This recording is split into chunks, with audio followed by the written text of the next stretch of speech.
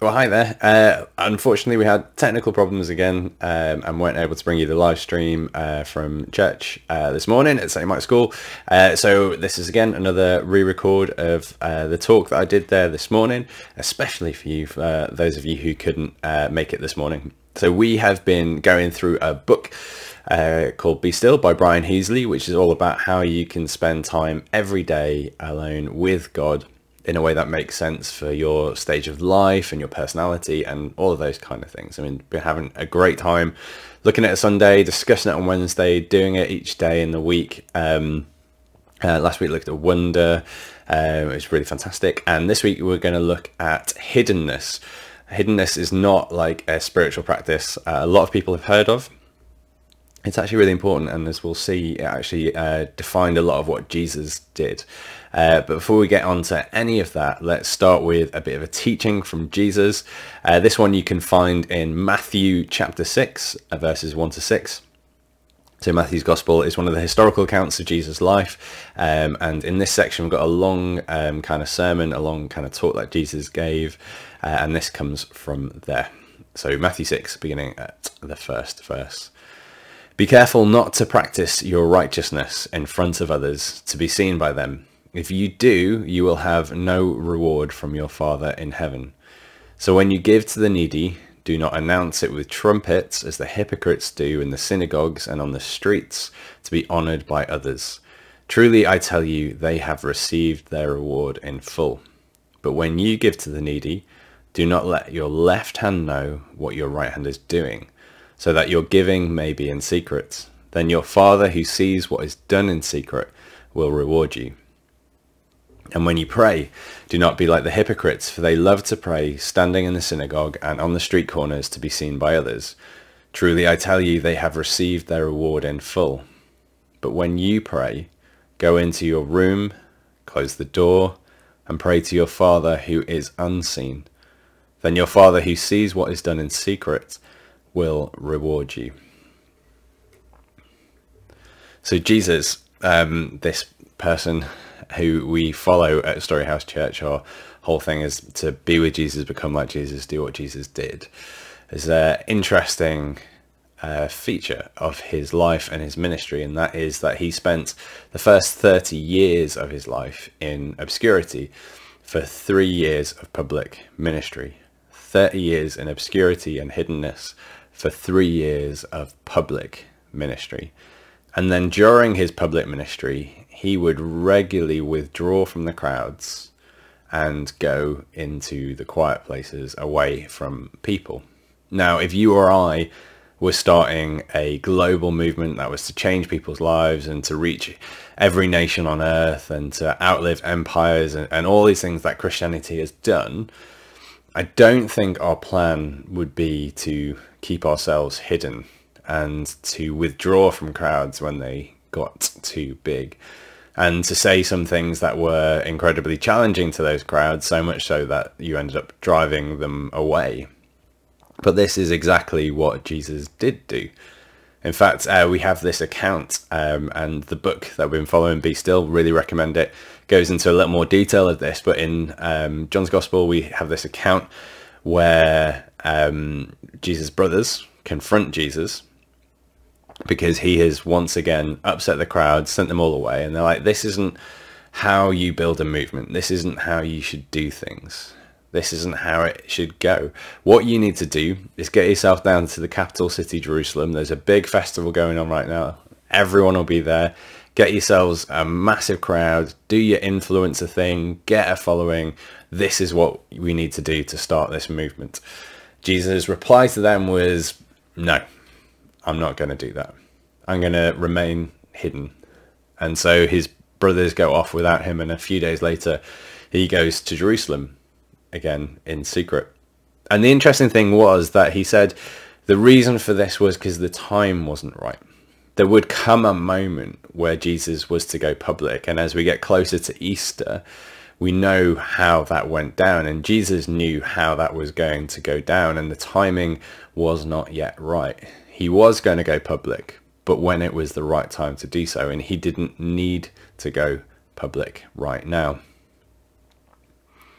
A few weeks ago, we looked at church and how if we go it alone as a Christian, we put ourselves in a lot of danger of believing weird things, of acting in weird ways, of not having anyone who can confront us with our true selves, and for being exposed and vulnerable to all kinds of things. And there's an enormous strength when we come together and worship as one, and that was always Jesus' purpose, to build a community, not a bunch of individuals who followed him. And so there's a massive danger in trying to do Christianity on your own. But what's interesting, and what we're going to look at today, is there is also a danger in just doing church, in just doing Christianity when you're amongst other people, and not having anything that happens just between you and God when you are alone. When the Bible all the way through has this recurring theme of the importance of the secret place, the hidden place. Jesus said in this teaching quite simply that the hidden place is where we find God our Father. He said, when you pray, go into your room, close the door, and pray to your Father who is unseen. So God our Father who is unseen, literally can't see him, is met in the hidden places in a way he's not elsewhere. This idea of the hidden or the secret place runs throughout Scripture in the Old Testament and the New Testament. The Hebrew language is a wonderfully earthy kind of language, and so they use everyday things to describe what we would use spiritual words for. For example, the Hebrew word for soul is literally neck. They always ground things, and the word for the secret or the hidden place in some translations is translated as shelter, covering, or dwelling, because that's the literal translation, a place where you are covered and hidden and safe. So, for example, in Psalm 139, it says, my frame was not hidden from you when I was made in the secret place. It's this idea that we're formed in the womb, and that's what our first hidden or secret place away from the world is, where we are formed. And this has some significance for our spiritual hidden place as well. It's the place where we are formed and we grow spiritually away from the eyes of the world. And then in Psalm 32, you're my hiding place. You will protect me from trouble and surround me with songs of deliverance. Again, this idea of God is actually our hidden place, our secret place, our safe place where we go to. And there was this mysterious, incredible encounter, Moses, the leader of Israel through the wilderness, that he had, where he wanted to see God's face, and God said, you can't see my face and live. God is so pure, so holy, so different from us that to even view his face would be lethal. So instead what he does is he puts Moses in the cleft of a rock in a tiny cave, and then covers that cleft with his hand, so Moses is entirely hidden and walks on by. And that is how Moses encounters God, in the hidden place, in the secret place. In our culture, where social media is one of the big formative tools, we value image and seenness and celebrity. We don't value hiddenness. But everything healthy and good is formed in darkness. You and I were formed for 9 months in darkness. Plants that are popping up left, right and centre at the moment, things like daffodils and snowdrops and crocuses and all those things that are blooming right now, didn't just suddenly appear. They've been forming under the soil in darkness for a while. And then away from the kind of nature metaphors, weirdly, God always speaks to me through building sites. I know it's a weird thing, and I've not heard anyone else be quite so spiritually moved by building sites, but the thing that God always speaks to me about them is you drive past them, and for months, sometimes years, nothing's happening. So in Formby, up the road from us, there is a whole bunch of new housing that's being built, and we drove past it, and for a year and a half, 2 years, there are all these diggers at work all the time, digging ditches and digging down and clearing drainage and all of this kind of stuff. And it looked like nothing was happening. It looked like they were busy doing nothing. And then we drove past it the other day, and all of a sudden, houses. Like we missed the bit where the houses started to come out of the ground. It happened so quickly. And if you've ever watched building sites, that's how it goes. Nothing happening, nothing happening, nothing happening. Woof, this structure comes up out of the ground. And that's because all of that preparation work is digging strong foundations. I briefly saw a news story. I can't remember what city it is, but somewhere in the States right now, there is a skyscraper that has got a 30 centimeter lean on it, and they're trying to get it to stand upright. And this is because the foundations are faulty. They didn't dig down deep enough, or to the bedrock, or whatever. I'm not a civil engineer, I don't know, but the foundations aren't working, and it's resulted in an incredibly unsafe building for those who are obviously not inside of the mall because they're not using it, but also the surrounding buildings. If you don't dig down, what comes up is not stable, is not healthy. Everything that is healthy and good is formed in the darkness. What's been interesting, and a few people have noticed this, is the kind of 1.5 to 2 years of lockdown on and off was a time where a lot of us were hidden from one another and kind of went into this hidden place. And some people really changed for better or worse in this time, because away from the influence of other people, other forces were at work in their lives, again, for good or for bad. Because we are communal creatures, every relationship we have changes us. I always allow myself one C.S. Lewis quote, and today it's one from an essay he wrote about actually imagination and fairy tales and the importance of that in young people. But as a side note, he says that every time an adult talks to a child, a hybrid personality is born, as both will interact with each other differently to how a child will relate to another child, an adult relate to another adult. But I think we can extend that every single time two human beings meet. A hybrid personality is born. We are deeply formed by the people around us. We're formed by the schools we went to, the workplaces we were part of, and most definitely the families we were part of. All those other personalities around us changed who we are. And we can see those forces being weaponized almost in our world right now, as people who are perceived to say the wrong thing can now lose their jobs because of social pressure. Indeed, really, that's what the global community is, or much of the global community is trying to do to Russia today, is to try and cut it off from the rest of the world, to use global social power to try and reform it from the outside. And these forces are always at work within us. But something different happens when we're hidden, when we remove ourselves from those connections. We get formed in a different way. It is really the space where you can actually be most yourself. Again, for good or for bad. I read another little article this week about the goblin effect, and I love this idea. It's basically reflecting on what happened over the last couple of years, again, with the lockdowns globally, that, you know, at first you were like, oh, I'm not working with other people right now, so maybe I can chill a little bit. Don't have to wear my formal clothes, or wear slightly more relaxed clothes. And then, you know, after a couple more weeks, you're like, you know what, I might wear my lounge wear whilst I'm working. Why not? It's nice and comfy. And then, you know, maybe you spill a little bit of food on you and don't need to wash that up. Who's going to care?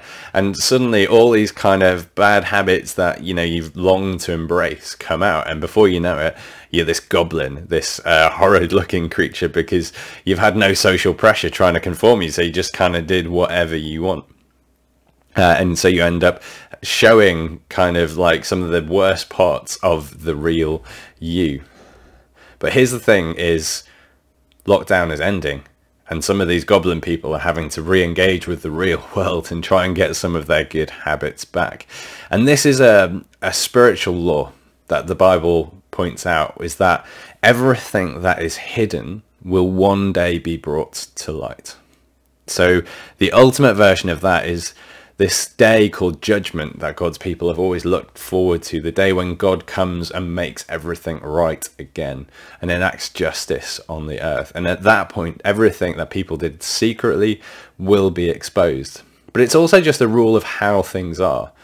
If you've got a habit that you're trying to keep quiet, that you don't want anyone else to know about, or something that you think about a lot or dwell on, or a grudge that you hold in your heart but you've never spoken, or something like that, sooner or later that stuff is going to make itself visible. it's going to come to light.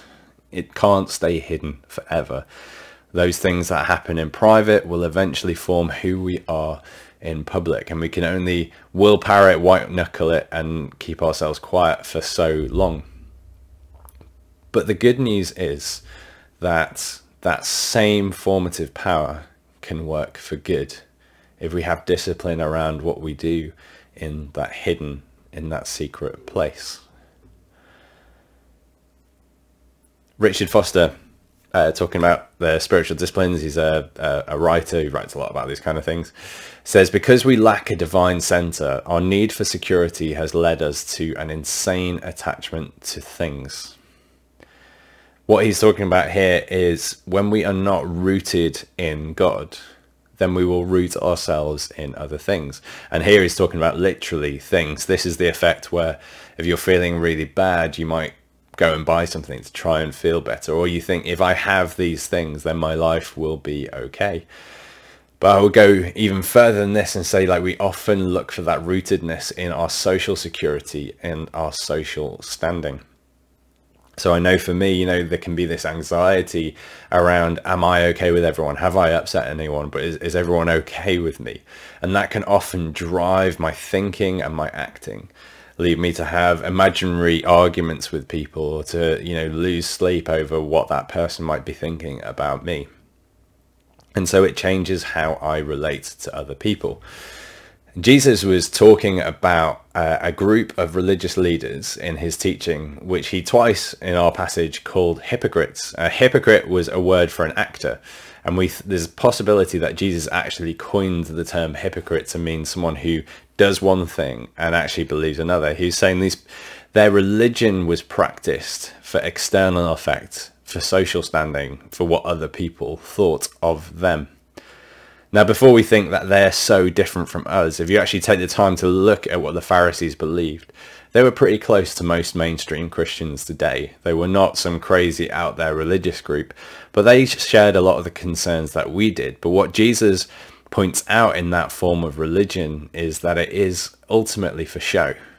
So when they pray, they're not doing it away from the crowds, but amongst the crowds, standing up in the synagogue, their church, standing on the street corners to get a reputation, to improve their social standing. When they give, they do so with a song and a dance to make sure that everyone knows they're doing it.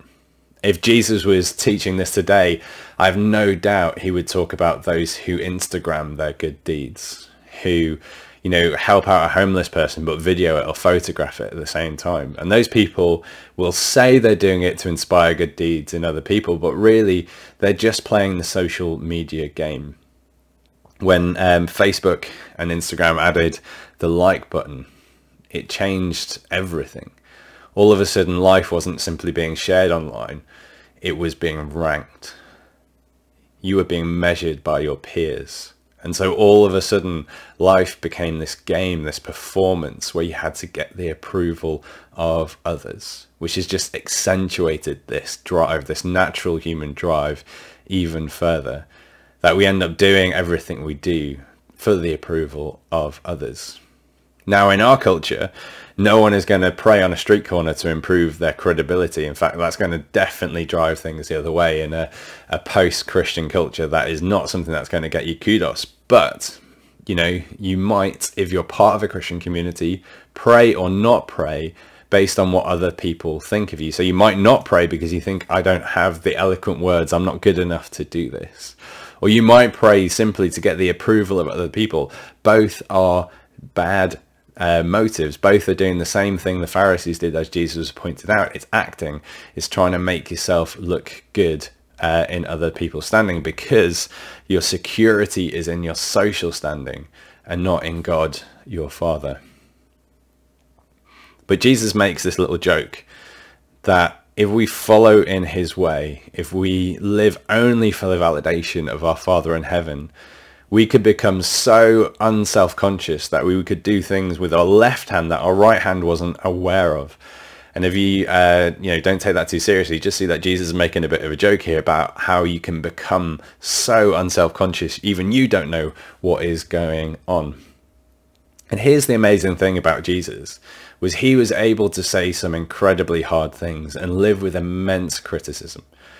With the distance of 2,000 years, we think that Jesus is just this good guy. He must have been loved, but he wasn't. He was hated by a lot of people, suspected and doubted even by his own family, by his own siblings.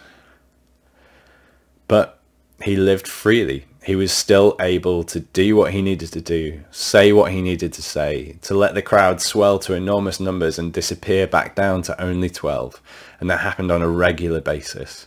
It didn't change the fact that he said what he needed to say and did what he needed to do. I was having a chat with one of our new baristas this week, John, who we're hoping to get in to do a talk at church at some point. And he was saying how he's noticed, like, before he got married, he kind of had an insecurity in relationships. And when someone told him they loved him, it was almost like a hit of a drug. He just loved that feeling and needed that feeling, needed the other person to say, I love you. But since finding his security and his love and his worth in Jesus, he no longer needs that from the woman who's about to become his wife. And that's actually, to his surprise, left him able to love her more, because he no longer needs her validation, but rather he is loving her freely.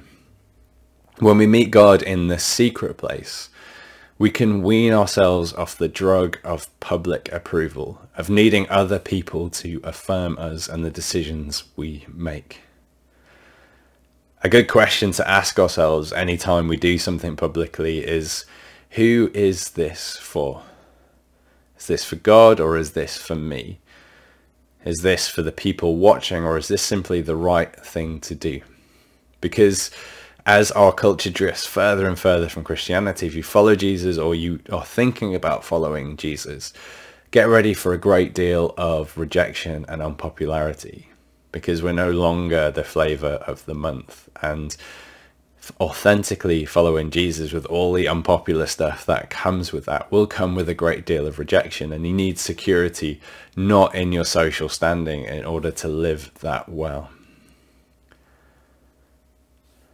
The Pharisees were, as Jesus said elsewhere, the kind of people who would take a dirty bowl from in the kitchen and thoroughly clean the outside, leaving the inside tacky and skanky and moldy, because all they cared about was what everyone else could see.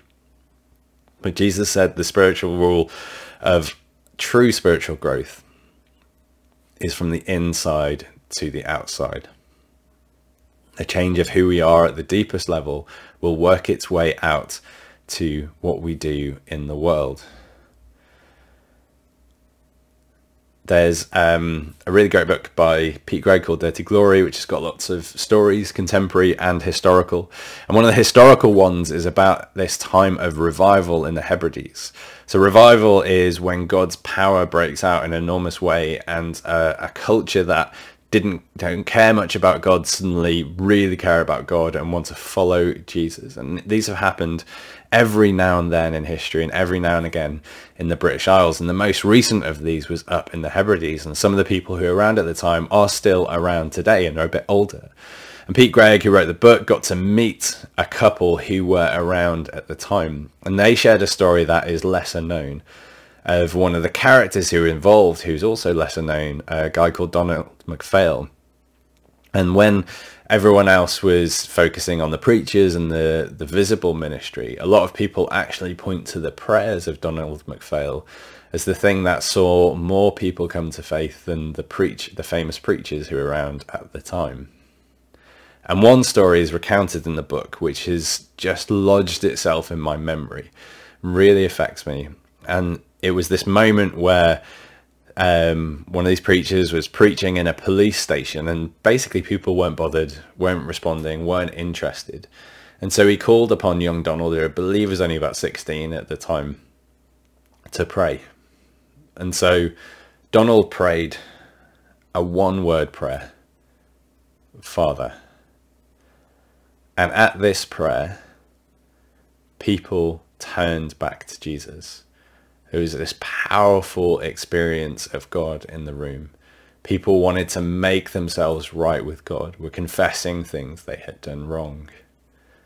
And it came from the one-word prayer, Father. And the reason it haunts me quite so much is because I know there must have been an awful lot going on in the hidden place between Donald and his Father in heaven for that single prayer to have so much power. And I am personally desperate to see Crosby and the surrounding areas turn back to Jesus in a big way, because I know that is the single best thing that can happen for the people of this area. And the temptation, again, is to organize crowds and do programs and plan it all out. But all of that will only have limited use. The real power is when we start to encounter God more and more authentically in the hidden place. To really get to know him. To really encounter him. That's where the power lies. And without that authentic encounter with God, we can't hope for much change in our own families, workplaces, schools, and neighborhoods. Authentic, powerful moves of God don't come from platforms and public profile, but they are formed in the hidden place. Now,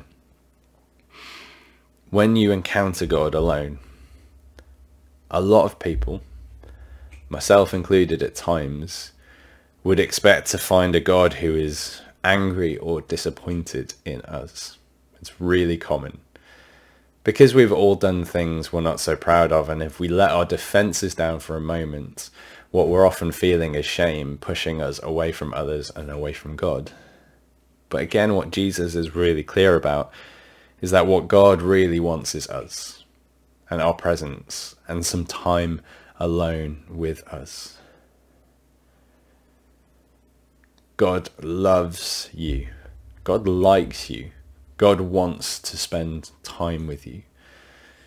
And it's that is transformative to our souls, to who we are at the deepest level. That level of love and acceptance from the one who knows everything we ever did will change us enormously.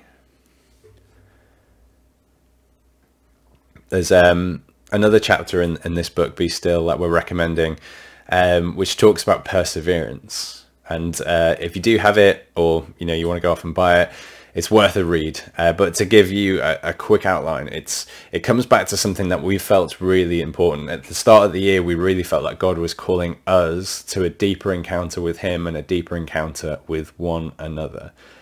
And one of the things related to that was that regularity was so much more important than intensity. That is 5 minutes every day with God. Will always be trying to do like an hour with God every day, but giving up after 2 or 3 days. That 5 minutes every day is more formative than the occasional deep dive. Regularity beats intensity. That's true of human relationships as well as our relationship with God. Every incredible story we read of the Bible, all these moments that seem so sudden and so spectacular, were actually a bunch of steadiness building up to that moment. So for example, King David, who has this spectacular life, not all perfect by any stretch of the imagination, but he had as we're told, a heart after God. And that heart after God was formed because he spent a lot of time alone, looking after his family's livestock. And while he was alone, he spent a lot of time in prayer and writing worship songs to God. And that constant connection to God changed who he was. And so when he springs onto the scene and defeats the giant and has faith that no one else in the nation has, it's because of everything that's come before.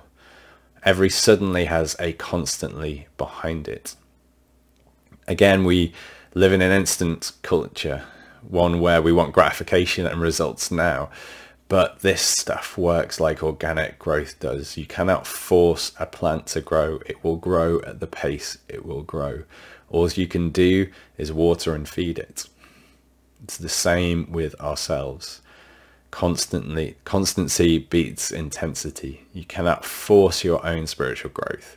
You can only tend to it regularly and well. And sometimes that means you've got to be persistent. If you're praying for other people, you need to do so on a regular basis, which leads us to one of our first practical tips. If you want to get good at this stuff, write yourself out a prayer list for all the people and situations in your life that you would like to pray for, and then keep returning to it day after day. This morning we had Samantha share how they'd been praying for something for 7 years, and this week was the final breakthrough. And I know of other people who've prayed for things for over 50 years, longer than I've been alive, before they saw those prayers answered. There's something about consistency and persistency that is really powerful. So that's the first kind of practical tip on this thing. The second one is, as Jesus says, when you pray, go into your room, close the door, and pray to your Father who is unseen. That is to say, when you're doing your regular prayer time, go somewhere where other people aren't. Spend some time praying with God where no one else is. Have some time that is just between you and between God. And similar to it, connected to the whole attitude of hiddenness, do something good for someone else that no one else knows about apart from you and God. It's this brilliant way of building a bit of connection and intimacy with your Father in heaven, is to have this secret, something no one else knows about, something you did simply to please him because he is pleased in you. And finally, it's a simple one. When you say you'll pray for someone, pray for them. You know, it's become a bit of a negative perception of Christians is, saying thoughts and prayers. Basically, I'm not going to do anything. I don't really care. So the next time you say, I'm going to pray for you, pray for that person. Actually pray for them. And don't tweet it or Instagram it or Facebook it. Just simply pray for them. Because again, the stuff that's hidden is the stuff that really counts. Now, for sure, Jesus said just a few minutes before this, that the Christian community is meant to be a light on a hill, a city on a hill, a light on a stand, the light of the world. It's supposed to shine for everyone to see it. So is he contradicting himself? No, because it's all about motivation. He says, you do so to glorify your Father in heaven. You bring light to the world, to other people's lives for the sake of God. It's all other-centered. It's for others to glorify God. None of it is about you. And the only way you get free enough to serve and love the world in that way is by finding all your validation with our Father in heaven when you're in that secret place. But quite aside from all these other effects, the effects that this could have on our community and on ourselves, how it could change us, the single biggest amazing thing about meeting God in the secret place is that the creator of the universe loves you, likes you, and wants to spend time with you. The one who set the stars in the heavens knows your name and wants to spend time with you. Think about how mind-blowing that is. What a privilege. How incredible. Why would we not take up that enormous chance? So my prayer for me, for you this week, is that we might make time to encounter God in the secret place, in the hidden place. That when we do so, we would have our eyes and our hearts open to see him in that place, to be transformed, that our security and our roots might move from other people's opinions and our status and what we have and our things and become deeply rooted in God alone, that we might be secure enough to go out into the world, to shine and to love well. Amen.